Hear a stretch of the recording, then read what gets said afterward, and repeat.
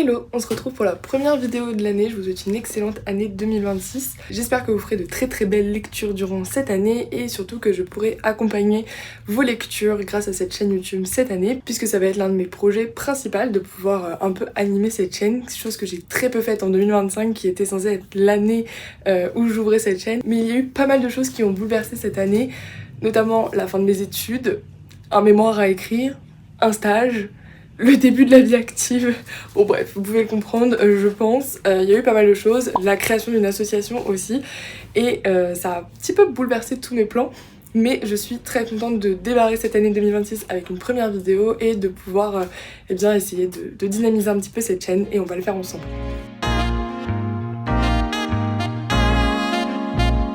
J'avais envie de faire cette vidéo un petit peu de rentrée pour vous parler un peu de pas mal de choses et pas mal de...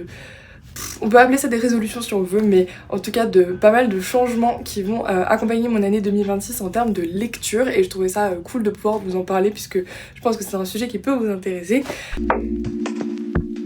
Le premier point en fait c'est que eh bien cette année, comme je l'ai dit, j'ai fini mes études, je rentre dans la vie active et surtout eh bien j'ai trouvé un premier travail.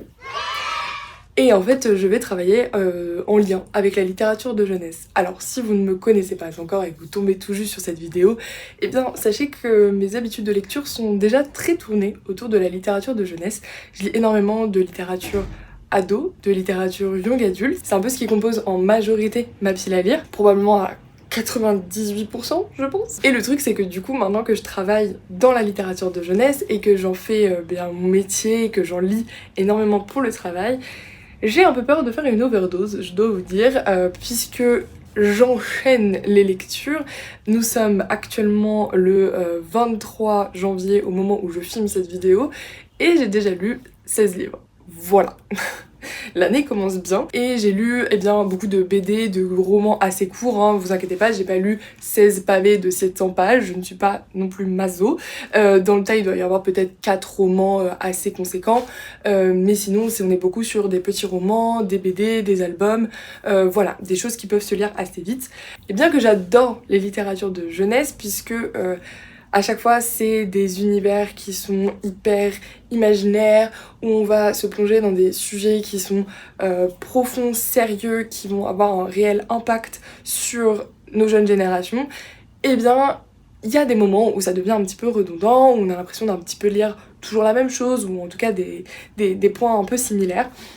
Et je me dis que si j'en lis autant cette année pour le travail, eh bien pour mon temps de loisir, j'ai envie d'en profiter pour découvrir autre chose, pour sortir ces petits livres de ma bibliothèque que je ne lis jamais, et tout simplement un peu transformer mes habitudes de lecture en lien donc avec ces nouveautés dans ma vie. Donc c'est de ça dont j'avais envie de vous parler. J'ai ramené mon petit carnet avec moi pour vous montrer tout ça, puisque dedans j'ai noté quelques-unes des résolutions, on va dire, que j'ai envie d'adopter du point de vue lecture cette année. Alors c'est un très joli carnet que j'ai acheté pour l'occasion, qui va m'accompagner, je l'espère, pendant toute mon année 2026. Je compte y noter, donc j'ai ma to-do list de début d'année avec un peu les choses que j'ai envie de faire cette année, et ensuite j'ai envie d'y noter et d'y consigner toutes les découvertes culturelles que je fais. Ça peut être des expositions, ça peut être des films. Là j'ai déjà rempli une petite page sur l'exposition Colette que je suis allée voir à la BNF, et donc pour l'instant il n'y a que 2 pages de rempli. Vais-je en remplir d'autres ? Telle est la question, puisque en général je commence toujours énormément de carnets sur des sujets divers et variés, et en fin d'année je me rends compte que je ne les ai absolument pas remplis. Voilà, c'est un peu l'histoire de ma vie, j'adore les beaux carnets. Celui-ci j'ai envie un petit peu de m'y tenir, puisque j'ai envie d'aller voir ce qui se passe d'un point de vue culturel ailleurs que dans la littérature aussi. C'est un peu mon enjeu de cette année. Mais on n'est pas là pour parler de ça tout de suite. En premier lieu, la première chose dont j'ai envie de vous parler sur mes résolutions lecture 2026, c'est une résolution que j'ai déjà annoncée sur Instagram et qui va, je pense, rythmer un petit peu tout le reste de cette année littéraire. J'ai décidé d'arrêter les services de presse. Alors qu'est-ce qu'un service de presse ? Un service de presse, c'est un livre qu'une maison d'édition va envoyer à un créateur de contenu ou à un journaliste par exemple, pour qu'il le lise parfois en avant-première et qu'il puisse ensuite donner son avis sur les réseaux, sur un certain nombre de médias, etc. Je suis personnellement sur les réseaux depuis maintenant presque 7 ans, ça fait un petit paquet de temps maintenant, Et j'ai construit des relations un peu durables avec certaines maisons d'édition, certaines qui m'accompagnent depuis quasiment le début de mon entrée sur les réseaux sociaux, avec Instagram notamment. Je me sens hyper chanceuse d'avoir ces relations-là, d'avoir reçu tant de livres, mais il y a eu un moment donné où ça m'a un peu dépassée. Je me suis retrouvée en fait à avoir beaucoup trop de livres à la maison, beaucoup plus que je ne saurais jamais les lire, et surtout je me retrouvais à ne plus du tout prendre de plaisir à faire de la création de contenu ou à lire, puisque j'avais l'impression que les seules choses dont j'avais le droit de parler ou de lire, en tout cas les choses auxquelles je m'astreignais, c'était ces livres qu'on m'avait envoyés, puisque pour moi je les considérais comme la priorité, et donc ça fait que tous les livres que j'achetais à côté ou qu'on m'offrait, bah ils passaient en second plan. Et donc finalement, les choses que j'avais parfois le plus envie de lire, eh bien je m'interdisais de les lire parce que je me disais bah oui mais en fait j'ai déjà tellement d'autres livres que les maisons d'édition m'ont envoyé que je ne peux pas lire ça en premier. Ça fait que sur les réseaux j'ai développé un petit peu... J'avais du mal ces derniers temps à créer du contenu parce que justement je créais des contenus sur des livres qui...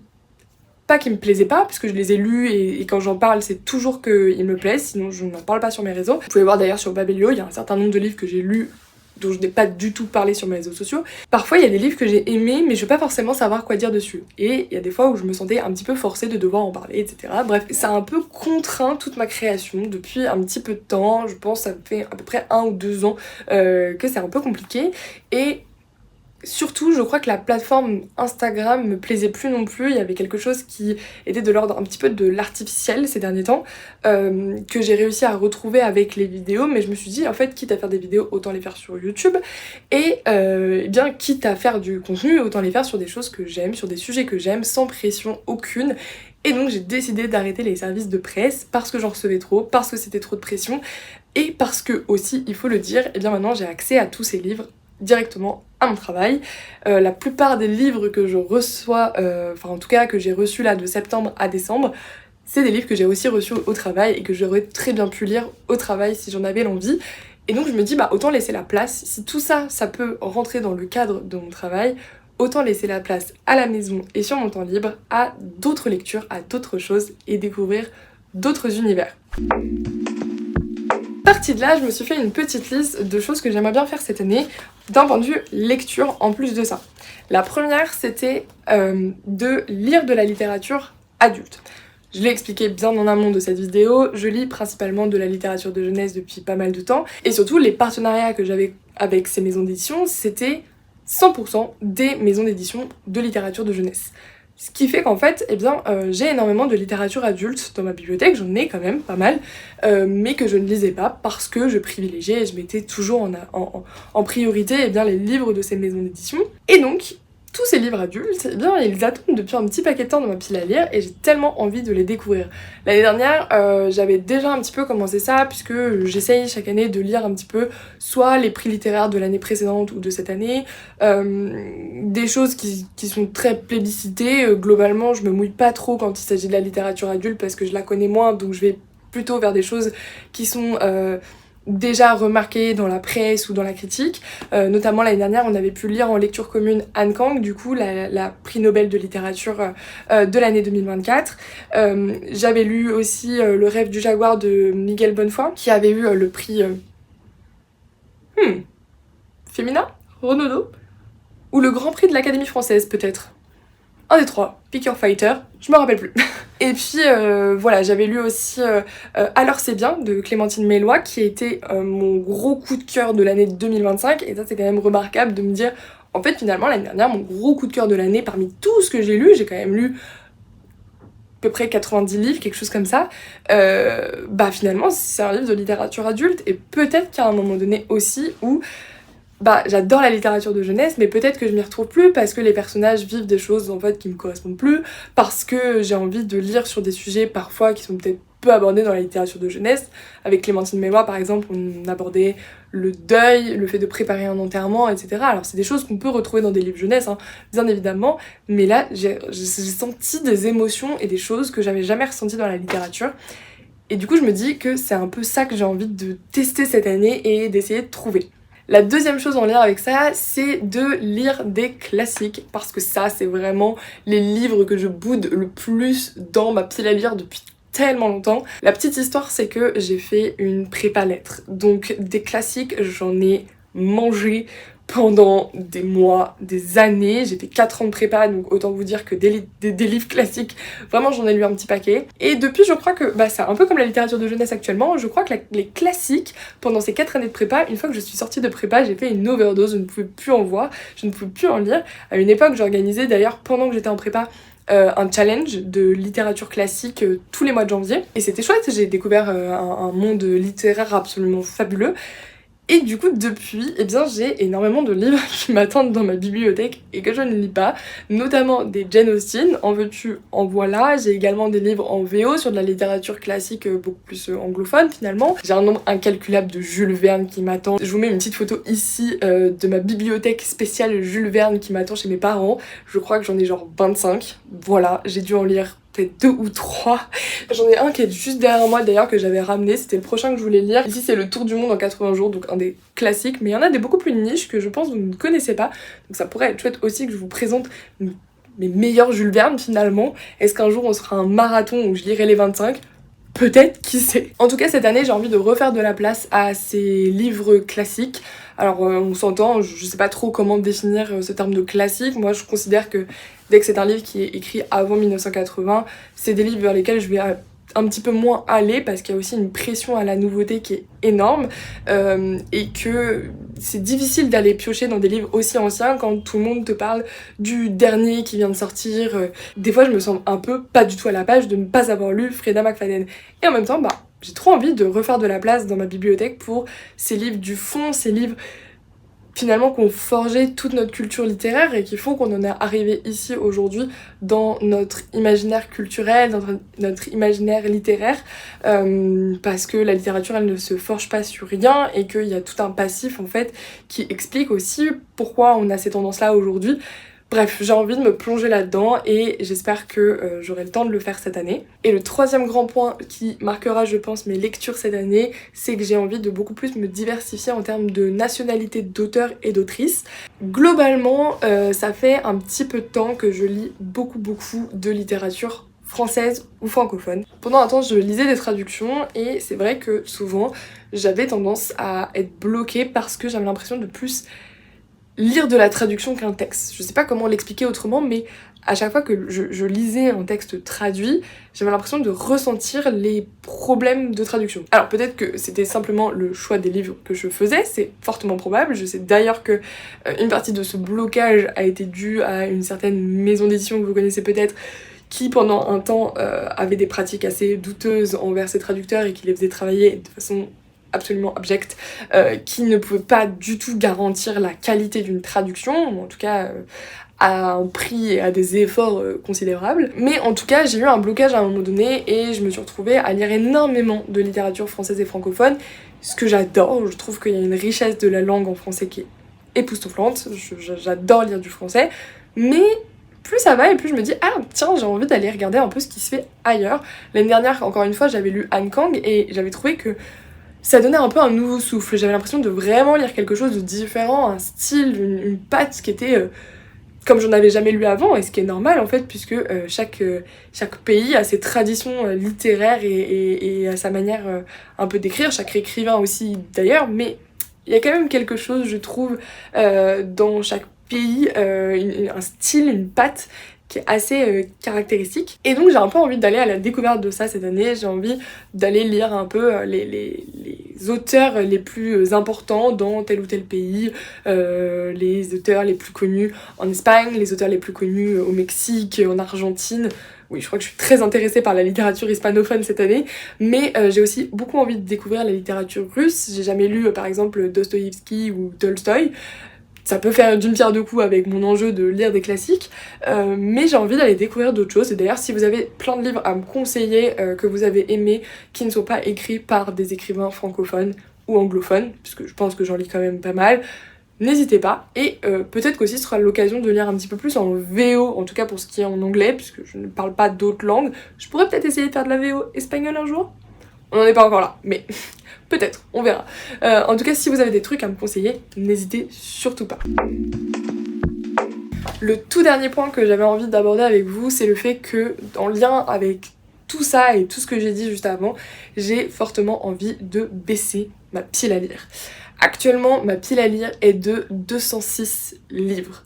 Je crois qu'on est descendu à 190 puisque déjà j'ai fait un petit tri dans cette pile à lire là récemment qui a fortement aidé, mais du coup j'ai vraiment envie aussi de continuer à faire des tris assez réguliers, me dire en fait si ce livre là ça fait 6 ans que je l'ai pas lu et que là dans les 3 prochains mois je le lis pas, peut-être qu'il n'a pas vocation à rester dans ma pile à lire. Pour m'aider dans cette tâche, j'ai décidé de faire cette année pour la toute première fois le challenge du souffle des mots. Donc Audrey, je vous mets son petit compte ici si vous la connaissez pas, mais bon, peu de chances que vous ne la connaissiez pas si vous traînez sur le booktube francophone littéraire, mais elle fait un challenge tous les ans qui s'appelle Petit mois, petite lecture pour le mois de février.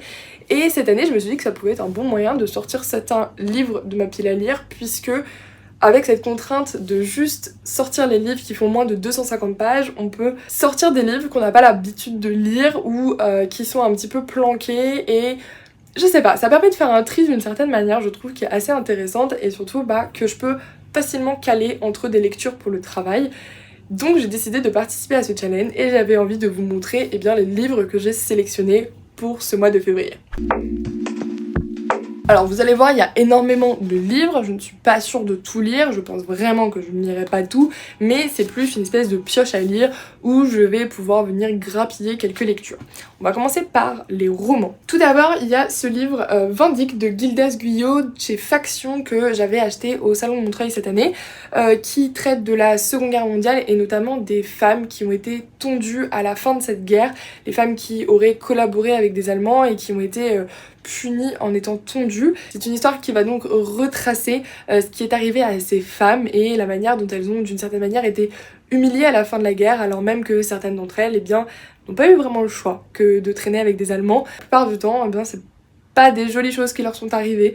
Donc voilà, c'est un tout petit roman, il fait moins de 100 pages, donc là, défi complètement validé avec ce livre. J'ai également envie de lire Yellow Feu Follet de Siècle Velban. Celui-là, je ne suis même pas sûre qu'il soit encore sorti. Ouais, il sort le 18 février, donc celui-ci c'est une avant-première qui fait partie des derniers services de presse que j'ai reçus, puisque ici, on a organisé un événement pour École des loisirs avec mon association Les Fringales littéraires où sera notamment invité Siècle Velban pour ce livre Yellow Feu Follet.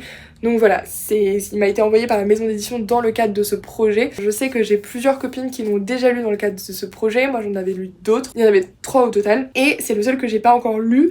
Il est plus junior je crois celui-ci, mais il paraît qu'il est extraordinaire. C'est l'histoire d'une jeune fille qui a une 12aine d'années et qui vit dans une tiny house avec sa famille et qui sillonne les routes, des routes de campagne, des routes avec des paysages absolument sublimes, et j'ai très hâte de me plonger dans celui-ci puisque je pense qu'il va me faire pas mal voyager. Une autre habitude qu'il faut que je cesse, c'est de ne pas lire les livres qu'on me prête.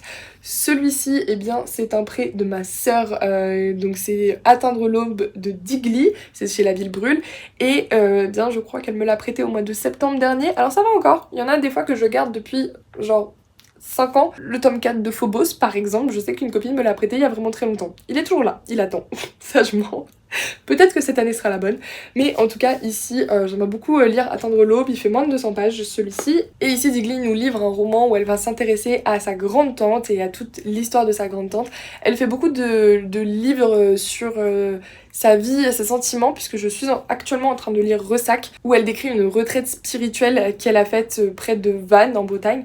Donc voilà, souvent c'est plutôt des romans qui mêlent autobiographie, enfin c'est pas vraiment de la fiction, mais voilà, ça a l'air hyper intéressant, donc, et ma soeur l'a adoré, donc toujours de bons conseils en général quand ma soeur adore. De son sang de Capucine Delatte, toujours chez La Ville Brûle, donc si vous avez envie de faire ce challenge, vraiment je pense qu'il y a pas mal de livres chez La Ville Brûle qui font moins de 250 pages. Vous pouvez foncer.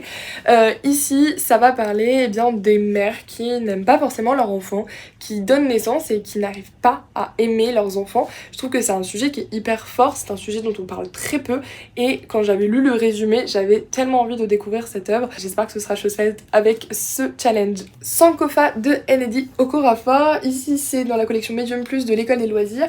j'avais adoré Akata Witch de cette autrice. Donc j'ai Sankofa qui m'attend depuis très longtemps. Je crois que j'ai même pas lu le tome 2 d'Akata Witch d'ailleurs, donc il faudra aussi que je le lise. Mais avec Enedi Okorafor, on est souvent dans des histoires de fantasy qui mêlent un folklore africain assez fort. Et moi c'est ce que j'avais adoré dans Akata Witch, parce que j'avais trouvé que j'avais appris aussi énormément de choses, et que justement on revient un peu à ce que je disais tout à l'heure. Je trouve que du coup de lire des histoires qui sont inspirées d'autres folklores, d'autres légendes, d'autres mythes, d'autres littératures, bah en fait ça fait qu'on lit des choses qui sont tellement nouvelles et qu'on ne peut pas du tout retrouver en fait dans une littérature fantasy francophone. Donc là j'ai tellement hâte de pouvoir découvrir un autre livre de cette autrice que j'avais adoré. Permis de frémir de Raphaël Frié. Ici, si je me rappelle bien le résumé, on va parler d'un retour de soirée avec une personne qui prend le volant et qui est un petit peu alcoolisée.